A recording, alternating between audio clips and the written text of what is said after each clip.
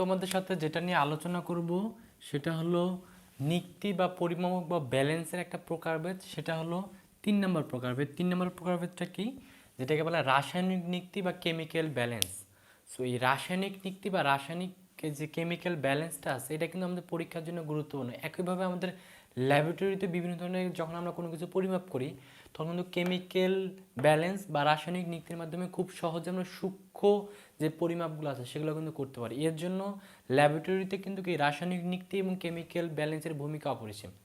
তো রাসায়নিক ব্যালেন্স বা কেমিক্যাল যে ব্যালেন্সটা আছে বা কেমিক্যাল যে নিক্তিয়াটা আছে সেটার মাধ্যমে আমরা কী কী জিনিস আমাদের জানা লাগবে পরীক্ষার জন্য সেটা একটু আগে জেনে নিই। সর্বপ্রথম যেটা জানতে হবে, এই যে রাসায়নিক নিক্তি বা কেমিক্যাল ব্যালেন্সটা আছে এই কেমিক্যাল ব্যালেন্স কত সূক্ষ্ম পরিমাণ বস্তু মাপতে পারে সেটা একটু জানতে হবে। তাহলে মনে রাখতে হবে কেমিক্যাল ব্যালেন্স বা রাসায়নিক নিক্তির পরিমাপের সীমা হলো 0.01 গ্রাম হতে 0.0001 গ্রাম পর্যন্ত। অর্থাৎ কেমিক্যাল ব্যালেন্স দ্বারা আমরা দশমিকের থেকে শুরু করে দশমিকের পর 4 ঘর পর্যন্ত কিন্তু আমরা এত সূক্ষ্ম পরিমাণে কেমিক্যালও আমরা পরিমাপ করতে পারি। তারপর যেটা জানতে হবে, এই যে রাসায়নিক নিক্তি বা কেমিক্যাল ব্যালেন্স এটা কয় প্রকার? মনে রাখবে এটা হলো 2 প্রকার। সো 2 প্রকার কি কি? একটাকে বলা হয় পলভঙ্গি ব্যালেন্স এবং আরেকটাকে বলা হয় সার্টোরিয়াস ব্যালেন্স। সো আমাদের পরীক্ষার জন্য কিন্তু এই দুইটা ব্যালেন্সই খুবই গুরুত্বপূর্ণ, কারণ পরীক্ষায় এই অধ্যায় থেকে যদি ম্যাথ আসে তাহলে এই দুই জায়গা থেকে আসার সম্ভাবনা সবচেয়ে বেশি। তাহলে প্রথমে আমরা যেটা সম্পর্কে জানবো সেটা হলো পলভঙ্গির ব্যালেন্স নিয়ে বা পলভঙ্গির যে নিক্তি আছে বা যে পরিমাপক আছে সেটা নিয়ে জানতে হবে। সো সেটা জানার আগে আমাদের পলভঙ্গি ব্যালেন্সের কয়েকটা জিনিস সম্পর্কে জানতে হবে, কয়েকটা টার্ম সম্পর্কে জানতে হবে। প্রথমে যেটা জানতে হবে, এই পলভঙ্গি ব্যালেন্সে একটা স্কেল ব্যবহার করা হয়, সেই স্কেলটাকে বলা হয় কি? Rider scale. মনে রাখবে সেই স্কেলটাকে বলা হবে কি? Rider scale. তারপর এখানে একটা কি থাকে? রাইডার থাকে। সো রাইডার বলতে কি বোঝায়? রাইডারের শব্দটা শুনে আমরা বুঝতে পারলাম যেটা রাইড করতে পারে, অর্থাৎ এই স্কেলের উপরে যেটা কি করে? চলাচল করতে পারে সেটাকে বলা হয় রাইডার। এবং মনে রাখবে যে পলভঙ্গি ব্যালেন্সের ক্ষেত্রে যে স্কেলটা থাকে সেই স্কেলের বাম প্রান্তে অর্থাৎ বাম প্রান্তে কত থাকে? 0 থাকে এবং ডান প্রান্তে কত থাকে? 100 থাকে। এটা মনে রাখবে, এটা হলো সবচেয়ে বড় একটা ইম্পর্টেন্ট তথ্য যে পলভঙ্গি ব্যালেন্সের ক্ষেত্রে বাম পাশে কত থাকে? 0 থাকে এবং ডান পাশে কত থাকে? আমাদের 100 বা 100 থাকে। তার মানে এই পলভঙ্গি ব্যালেন্সের টোটাল আমাদের দাগ কাটা কত থাকবে? টোটাল 100 ভাগে ভাগ করা যাবে। অপরদিকে দেখো, যেটা সার্টোরিয়াস ব্যালেন্স, সো সার্টোরিয়াল ব্যালেন্স বা সার্টোরিয়াল যে নিক্তিটা আছে সেটার ক্ষেত্রে পার্থক্যটা কি? এটার ক্ষেত্রেও এইখানে একটা কি থাকে? আমাদের এখানে আমার একটা রাইডার স্কেল থাকে, কিন্তু এইখানে যে রাইডারটা থাকে সেই রাইডারটা এই আমাদের যে সার্টোরিয়াস ব্যালেন্সটা আছে সেটার একবার মাঝখানে শূন্য এই জায়গা থাকে। অর্থাৎ পলভঙ্গি ব্যালেন্সের ক্ষেত্রে বাম পাশে 0 থাকে এবং ডান পাশে 100 থাকে। অপরদিকে সার্টোরিয়াল ব্যালেন্সের ক্ষেত্রে আমাদের মাঝখান বরাবর কি থাকে? 0 থাকে। আর যদি বলি বাম পাশে আমাদের কত থাকে? বাম পাশে আমাদের কত থাকে? 50 থাকে। এবং অন্য যে আমাদের ডান পাশ আছে ডান পাশে কত থাকে? ডান পাশে আমাদের 50 থাকে। তার মানে এইখানেও যে সার্টোরিয়াল ব্যালেন্স আছে এইখানেও কিন্তু আমরা 100টা ঘর থাকে, কিন্তু এই 100টা ঘর কিভাবে থাকে? শূন্যটা মাছ থাকে, এই পাশে 50টা থাকে আর এই পাশে 50টা থাকে। তাহলে মেইন পার্থক্যটা হলো সার্টোরিয়াল ব্যালেন্সের শূন্যটা মাছ বরাবর থাকবে এবং এই পাশে বাম পাশে থাকবে 50 ঘর পর্যন্ত দাগ কাটা থাকবে এবং ডান পাশে থাকবে 50 ঘর। আর অপরদিকে পলভঙ্গি ব্যালেন্সের ক্ষেত্রে আমাদের বাম পাশে থাকবে 0, ডান পাশে থাকবে 100। আবার দেখো সার্টোরিয়াল ব্যালেন্সের ক্ষেত্রে রাইডারটা কোথায় থাকে? রাইডারটা একেবারে 0 যে মাঝখান বরাবর থাকে। আবার অপরদিকে পলভঙ্গি ব্যালেন্সের ক্ষেত্রে রাইডারটা কোথায় থাকে? শূন্য দাগের এখানে থাকে। আর দেখো এই পলভঙ্গির ব্যালেন্সের ক্ষেত্রে মেনলি এই জায়গায় যা থাকে সেটাকে মেনলি আমরা বস্তুগুলোকে রাখি, যেটা আমরা মাপবো বা যে কেমিক্যালটা আমরা মাপবো সেটা রাখি। আর অপর পাশে আমরা কি রাখি? এই জায়গায় একটা আমাদের কি রাখি? এখানে আমাদের রাখার মতো আমাদের যদি এটা চিন্তা করি, দেখো এই পাশে আমাদের কি থাকে? এই পাশে আমাদের যে কেমিক্যালটা রাখবো সেই কেমিক্যালটা এখানে রাখি আর এই পাশে আমরা বাটখারা রাখি, অর্থাৎ মাপার জন্য বাটখারাগুলো দিই এবং এই পাশে আমরা কেমিক্যাল রেখে এটাকে ওজন করি। আর এইদিকে দেখো এখন এইখান থেকে কি পড়তে হবে? এখান থেকে একটা জিনিস পড়তে হবে, আমাদের এই যে পলভঙ্গি ব্যালেন্স এখানে একটা তথ্য আসে সেটা হলো রাইডার ধ্রুবক। এটা কিন্তু পরীক্ষার জন্য খুবই গুরুত্বপূর্ণ, ক নাম্বার কোশ্চেন আমাদের বোর্ড পরীক্ষার জন্য খুবই খুবই গুরুত্বপূর্ণ। রাইডার ধ্রুবক কাকে বলে বা রাইডার ধ্রুবকের সংখ্যাটা কি? তো রাইডার সম্পর্কে তো আমরা ধারণা পেলাম, যেটা কি করে? রাইডার স্কেলের উপর দিয়ে কি করে রাইড করতে পারে বা চলাচল করতে পারে সেটাকে বলা হয় রাইডার। এই যে রাইডার, এই রাইডারের ধ্রুবক বা রাইডার কনস্ট্যান্ট জিনিসটা কি? তাহলে মনে রাখবো রাইডারকে রাইডার স্কেলের ক্ষুদ্রতম এক ঘর সরালে ভরের যে পার্থক্য হয় তাকে বলা হয় রাইডার ধ্রুবক। আমি আবার বলতেছি কি, রাইডারকে রাইডার স্কেলের অর্থাৎ এই যে রাইডারটা আছে এই রাইডারকে রাইডার স্কেলের কি স্কেলের ক্ষুদ্রতম এক ঘর, অর্থাৎ এই যে ক্ষুদ্রতম এক ঘরগুলো আছে, এক ঘর করে যদি সরালে ভরের একটা কিন্তু পার্থক্য হয়। ভরের যে পার্থক্যটা হয়, এই ভরের পার্থক্যটাকে বলা হবে কি রাইডার ধ্রুবক। এই সংজ্ঞাটা কিন্তু মনে রাখবে, কারণ সংজ্ঞাটা কিন্তু পরীক্ষার জন্য খুবই গুরুত্বপূর্ণ। সো আমাদের পরীক্ষার জন্য যে এখান থেকে সর্বপ্রথম যেটা বেশি আসে সেটা হলো ম্যাথ বেশি আসে। সো এই ম্যাথগুলো করার জন্য তোমাকে কয়েকটা সূত্র সম্পর্কে জানতে হবে। সো পলভঙ্গি ব্যালেন্সের ক্ষেত্রে দেখো এখানে 5টা সূত্র আছে, এই 5টা সূত্র সম্পর্কে জানবো এবং এই সূত্র সম্পর্কিত কিছু গাণিতিক ম্যাথও সলভ করবো। একইভাবে সার্টুয়ার্স ব্যালেন্সের ক্ষেত্রে কয়েকটা সূত্র আছে, এই সূত্র সম্পর্কে জানবো এবং পরবর্তীতে সেই সূত্র সম্পর্কিত কিছু ম্যাথও সলভ করবো। তাহলে প্রথমে দেখো এই পলভঙ্গি ব্যালেন্স সম্পর্কিত যদি কোনো ম্যাথ আসে তাহলে কীভাবে বুঝবা এটা পলভঙ্গি। যদি তুমি দেখো যে যেই নিক্তিটা দেওয়া দেখবে সেটার বামে যদি 0 থাকে এবং ডানে যদি 100 থাকে তাহলে তুমি ধরে নিবা সেটা হলো একটা পলভঙ্গি। আর যদি নিক্তিটা যদি মাঝখানে বরাবর 0 থাকে তাহলে সেটাকে তুমি ধরে নেবে সেটা হলো সার্টুয়ার্স ব্যালেন্স। তাহলে পলভঙ্গি ব্যালেন্স থেকে প্রথম যে সূত্রটা পড়বো সেটা হলো, কখনো যদি তোমাকে রাইডারের ভর বের করতে হয়, যদি তোমাকে রাইডারের ভর বের করতে হয় সূত্রটা হবে বস্তুর ওজন বাই 2। অর্থাৎ এখানে যে বস্তুটা রাখবে সেই বস্তুটাকে যদি 2 দ্বারা ভাগ করি তাহলে আমরা রাইডারের ভরটা বের করে পারবো, এই রাইডারের ভরটা বের করা যাবে। তারপরে কি পড়বো, এই রাইডার ধ্রুবক সম্পর্কে পড়বো। অর্থাৎ এই যে রাইডার ধ্রুবক যদি বের করতে বলে তাহলে সূত্রটা কি হবে, তাহলে দেখো পলভঙ্গি ব্যালেন্সের ক্ষেত্রে রাইডার ধ্রুবকের সূত্রটা হবে 2 গুণন রাইডারের ভর বাই দাগ সংখ্যা। অর্থাৎ যতগুলো দাগ থাকবে সেই দাগ সংখ্যাটাকে আমরা রাইডারটা যেখানে থাকবে তার যে দাগ সংখ্যাটা থাকবে সেই দাগ সংখ্যা দিয়ে যদি ভাগ করে ফেলি তাহলে আমরা কি পাবো, রাইডার ধ্রুবক পাবো। অপরদিকে দেখো সার্টুয়ার্স ব্যালেন্সের ক্ষেত্রে রাইডারের ভর বের করার সূত্রটা হবে, রাইডার ভর হবে বস্তুর ওজনের সমান, অর্থাৎ বস্তুর ওজন যা থাকবে সেটা হবে রাইডারের ভর।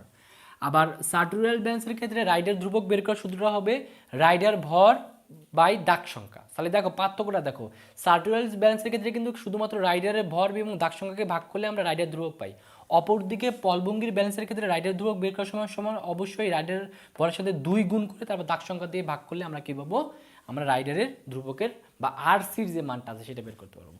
তারপরে দেখো তারপরে পলভঙ্গি ব্যালেন্সের যে 3 নাম্বার যে সূত্র, সেটা হলো কখনো যদি বস্তুর ওজন বের করতে বলে তাহলে সূত্রটা হবে বাটখারার ভর প্লাস মাইনাস। সো কখন প্লাস হবে কখন মাইনাস হবে একটু পরে যখন আমরা ম্যাথ করব তখন আমি বলে দেবো। আপাতত মনে রাখো রাইডারের ভর প্লাস মাইনাস রাইডারের ধ্রুবক গুণন সরানো দাগ সংখ্যা।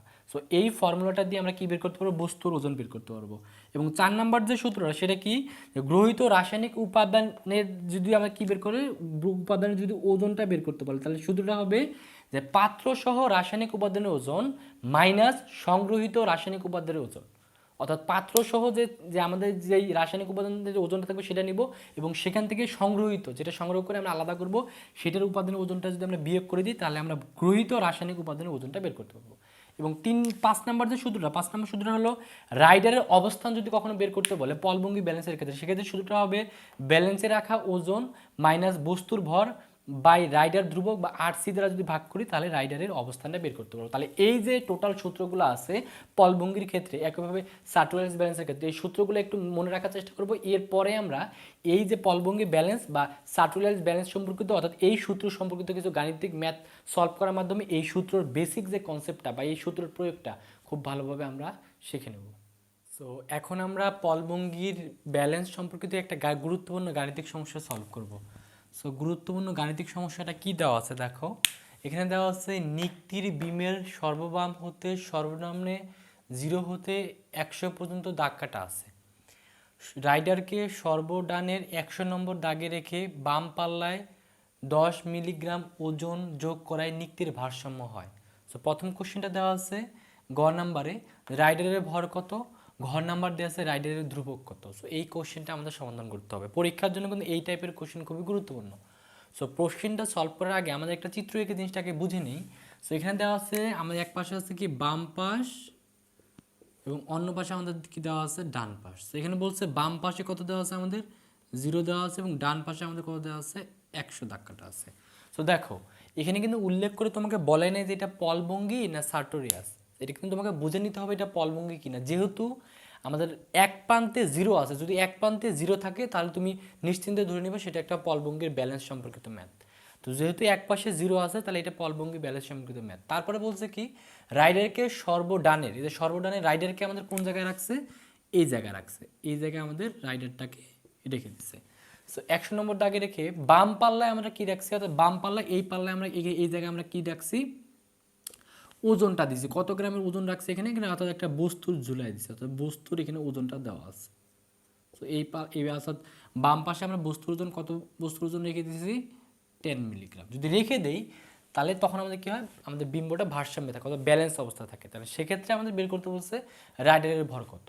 তাহলে প্রথমে দেখো আমরা গ নাম্বারটা সলভ করছি, রাইডারের ভর। সো যেহেতু এটা পলভঙ্গি, কীভাবে বুঝলাম পলভঙ্গি, যেহেতু যদি কোনো একটা যে কোনো ক্ষেত্রে যদি এক পাশে জিরো থাকে তাহলে তুমি সেটা ধরে নেবা সেটা একটা পলভঙ্গি। তাহলে পলভঙ্গির ক্ষেত্রে রাইডারের ভর দেখো, পলভঙ্গির ক্ষেত্রে রাইডারের ভর বের করার সূত্রটা কি ছিল, যে পলভঙ্গির ক্ষেত্রে রাইডারের ভর সমান সমান বস্তুর ওজন বাই 2। তাহলে আমরা এখানে এই সূত্রটা ফেলবো, কি লিখবো, যেহেতু আমরা একটু আগে সূত্র পড়ে আসলাম যে আমরা জানি কি সূত্র পড়লাম, যে পলভঙ্গির ক্ষেত্রে রাইডারের ভর, অর্থাৎ পলভঙ্গির ক্ষেত্রে রাইডারের ভর নির্ণয় সূত্রটা কি ছিল, যে আমরা কি করব, উপরে লিখবো বস্তুর ওজন, উপরে কি লিখবো আমরা, বস্তুর ওজন।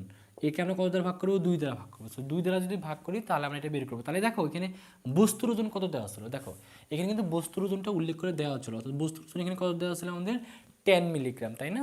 তাহলে উপরে আমরা লিখবো কত, 10 মিলিগ্রাম বাই কত 2। সো এখানে যদি আমরা ভাগ করি, ভাগ করলে আমাদের কত আসে 5 মিলিগ্রাম। আর এই 5 মিলিগ্রামই হলো আমাদের কাঙ্ক্ষিত অ্যান্সার। তাহলে এইভাবে কিন্তু খুব সহজে আমরা রাইডারের ভরটা বের করে ফেললাম। তারপরে দেখো, তারপরে আমাদের ঘ নাম্বার যে কোশ্চেনটা দেওয়া আছে, ঘ নাম্বার সলিউশনটা কীভাবে করবো। সো ঘ নাম্বার কোশ্চেন আমাদের এখানে কি দেওয়া আছে, এখানে আমাদের দেওয়া আছে যে রাইডারের ধ্রুবক কত, তাই না। সো পলভঙ্গির ক্ষেত্রে রাইডারের ধ্রুবকের দেখো একটা সূত্র পড়ে আসছে, কি পড়ে আসছি, যে রাইডার ধ্রুবক সমান সমান 2 গুণ রাইডারের ভর বাই দাগ সংখ্যা। তাহলে এখানে আমরা লিখবো যে আমরা পলভঙ্গির ক্ষেত্রে আমরা একটা কি রাইডারের ধ্রুবক নির্ণয়ের একটা সূত্র শিখছি, কি শিখছি, যে রাইডার ধ্রুবক, অর্থাৎ রাইডার ধ্রুবককে আবার কিন্তু আমরা যদি আমরা প্রকাশ করতে চাই সেটাকে R3 দ্বারা প্রকাশ করা হয়। সো রাইডার ধ্রুবককে R3 দ্বারা প্রকাশ, এটা সমান কি সূত্র পড়ছি, যে 2 গুণন রাইডারের ভর, অর্থাৎ রাইডারের যে ভরটা আছে যেটা একটু আগে আমরা বের করলাম সেটা বাই কত দিয়ে আমরা দেবো, দাগ সংখ্যা, ঠিক আছে, বাই আমরা দেবো দাগ সংখ্যা। তাহলে দেখো এখানে যদি আমরা ভাগ করি তাহলে প্রথমে আমরা এখানে কি বসাবো, 2 বসাবো। তাহলে এখানে আমরা 2 বসালাম গুণন, সো এখানে বললো যে রাইডারের ভর। তাহলে দেখো প্রশ্নে কিন্তু রাইডারের ভর কোথাও উল্লেখ করে দেওয়া নেই, কিন্তু একটু আগে কিন্তু আমরা গ নাম্বারে রাইডারের ভরটা কিন্তু বের করে ফেলছি। সো রাইডারের ভর কত বের করছি, 5 গ্রাম বের করছি। তাহলে এখানে বসাবো আমরা কত, 5 মিলিগ্রাম বাই, নিজে আমাদের দেখতে হবে দাগ সংখ্যা। এখন কথা হলো যে এই যে ম্যাথটা দেওয়া আছে এখানে দাগ সংখ্যাটাকে কত ধরবো। সো দাগ সংখ্যা বের করার নিয়ম হলো যে যেহেতু এটা পলভঙ্গির ব্যালেন্স, আর পলভঙ্গির ব্যালেন্সে যেহেতু এটা 0 থেকে শুরু করে রাইডারটা 100 নাম্বার ঘরে আছে, তাহলে এখানে টোটাল আমাদের কয়টা দাগ থাকবে যদি গুনি, তাহলে টোটাল কিন্তু 100টা দাগ হবে। যেহেতু আমাদের 0 থেকে শুরু করে 10-এর এখানে আমাদের কি দেওয়া আছে, রাইডারটা, তাহলে আমাদের দাগ সংখ্যা কত, 100। যেহেতু তাহলে দিব আমরা কত, 100। সো এটা যদি ভাগ করি, ভাগ করলে খুব সহজে এটা দেখো আমাদের কত আসবে, 0.1 মিলিগ্রাম পার দাগ সংখ্যা, হ্যাঁ, পার দাগ। অর্থাৎ প্রত্যেকটা দাগে আমাদের এক একটা দাগের জন্য আমাদের রাইডার ধ্রুবকের পার্থক্যটা কত আসবে, অর্থাৎ রাইডার ধ্রুবকের মানটা আসবে 0.1 মিলিগ্রাম। সো এইভাবে কিন্তু খুব সহজেই তুমি জাস্ট এই সূত্রগুলো যদি জানো তাহলে এই টাইপের ম্যাথগুলো খুব সহজেই সলভ করতে পারবে।